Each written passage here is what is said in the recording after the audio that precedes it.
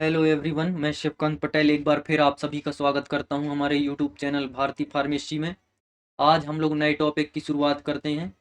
Gastro intestinal system. Gastro intestinal system जो होता है माउथ से लेकर एनएस तक फैला होता है, जिसकी टोटल लेंथ लगभग होती है 23 से 26 फीट इसकी लेंथ होती है। जीआई सिस्टम के अंतर्गत आने वाले ऑर्गन्स होते हैं mouth, pharynx, oesophagus, stomach, small intestine, large intestine, rectum and NS इसके ऑर्गन होते हैं। सबसे पहले बात करेंगे माउथ की।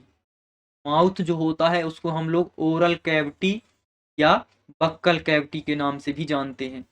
यह हमारी बॉडी का एक कॉम्प्लेक्स पार्ट यानी कि जटिल पार्ट होता है, जो कि फंक्शन करता है, कई तरह के फंक्शन करता है। जो माउथ होता है वह फर्स्ट पार्ट होता है डाइजेस्टिव सिस्टम का। माउथ में दांतों और सलाइवा की मदद से फूड को ब्रोकन यानी कि टुकड़ों में विभाजित किया जाता है। माउथ कैविटी जो होती है वह एल्वियोलर और arch, hard and soft palates और टंग के द्वारा बाउंडेड होता है। माउथ में टीथ होते हैं जो कि एल्वियोलर आर्च में स्थित होते हैं, जो क्या होती है एक बोनी स्ट्रक्चर यानी कि हड्डीदार संरचना होती है। हमारे दांत जो होते हैं हड्डीदार संरचना होते हैं। और ओरल कैविटी में टंग पाई जाती है। माउथ जो होता है फर्स्ट साइट होता है डाइजेशन का। हम भोजन ग्रहण करते हैं तो हमारे भोजन का डाइजेशन जो है माउथ कैविटी से शुरू हो जाता है। माउथ कैविटी में जिसका डाइजेशन होता है वो होता है कार्बोहाइड्रेट। कार्बोहाइड्रेट का डाइजेशन मुंह से शुरू हो जाता है। और ओरल कैविटी में तीन जोड़ी सैलाइवरी ग्लैंड प्रेजेंट होती हैं। फर्स्ट ग्लैंड होती है पैरोटिड ग्लैंड। पैरोटिड ग्लैंड जो होती है वह सबसे बड़ी सैलाइवरी ग्लैंड होती है।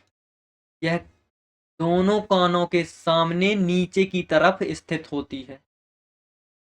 पैरोटिड ग्लैंड जो सलाइवा प्रोड्यूस करती है वो हमको चबाने, निगलने, बोलने और डाइजेशन में क्या करती है, हेल्प करती है, मदद करती है। जब हम खाना खाते हैं तो सलाइवा का लगभग 25%, और जब हम खाना नहीं खाते तो सलाइवा का 10% सिक्रीशन जो होता है वो होता है पैरोटिड ग्लैंड के द्वारा। सेकेंड ग्लैंड होती है सब मैग्जिलरी सेलाइवरी ग्लैंड, जिसको सब मैंडिबुलर ग्लैंड भी बोला जाता है। सब मैग्जिलरी ग्लैंड जो होती है यह लॉन्गेस्ट डक्ट वाली, जो भी तीनों ग्लैंड में से सबसे लॉन्ग डक्ट किस में होती है, सब मैग्जिलरी ग्लैंड में, जिसकी डक्ट की लंबाई होती है 27 mm और चौड़ाई होती है 14.3 mm वाइड।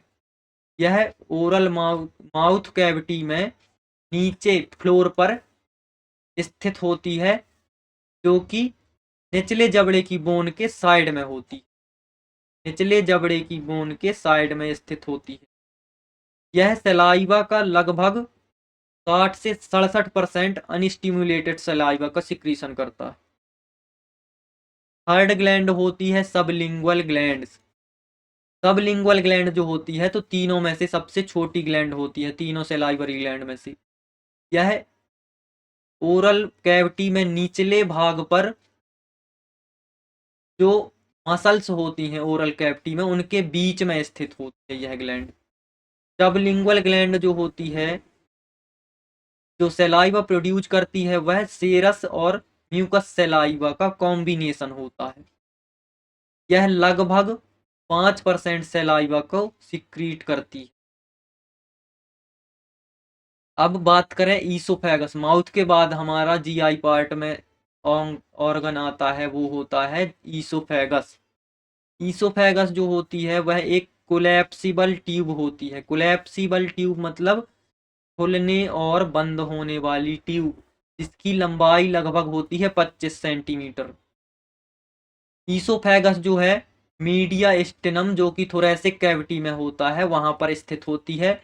यह स्पाइन यानी कि हमारे पीछे जो स्पाइन है उसके आगे, और हार्ट जहां पर होता है और ट्रेकिया के पीछे की तरफ स्थित होती है। यह डायफ्राम को क्रॉस करती है, जिस जगह पर डायफ्राम को क्रॉस करेगी, जो ओपनिंग बनती है उसको बोला जाता है डायफ्रैग्मेटिक हाइटस। Diaphragmatic hiatus.